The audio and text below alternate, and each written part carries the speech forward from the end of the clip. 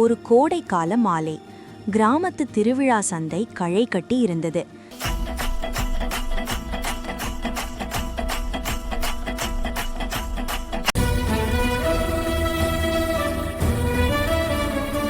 பெரிய ஆலமரத்தடியில் மிட்டாய் தாத்தா தன் சிறப்பு கடையை விரித்திருந்தார். அவரது மிட்டாய்கள் தேன் கலந்த உயர்தர சர்க்கரையால் செய்யப்பட்டவை.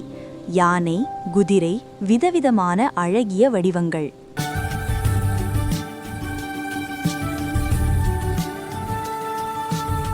அங்கு 4 இளம்பெண்கள் சிரித்தபடி வந்தனர்.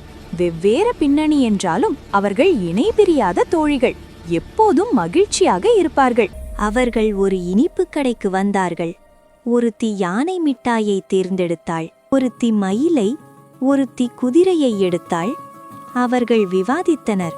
கடைசியில் எல்லோரும் தங்கள் மிட்டாயை வாயில் போட்டு சுவைத்தனர். ஆச்சரியம்! எல்லா மிட்டாய்களின் சுவையும் ஒரே இனிப்பு, தேனின் இனிமை.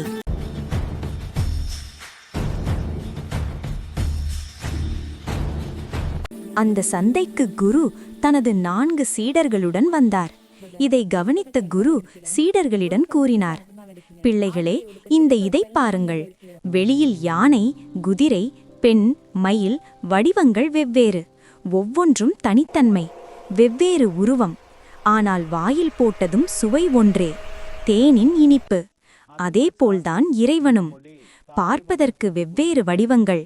சிவன், விஷ்ணு, சக்தி, முருகன். ஒவ்வொரு வடிவமும் தனி சிறப்பு உடையது போல தோன்றும். ஆனால் உள்ளே இருப்பது ஒன்றே, பிரம்மம், அந்த ஒரே இனிப்பு. அனைத்தும் ஒரே இறைவனிலிருந்து வெளிப்பட்டவை. வடிவங்கள் வெவ்வேறு என்றாலும் உண்மை ஒன்றே. அனைத்திலும் அவனையே தரிசிப்போம் என்று குரு கூறினார்.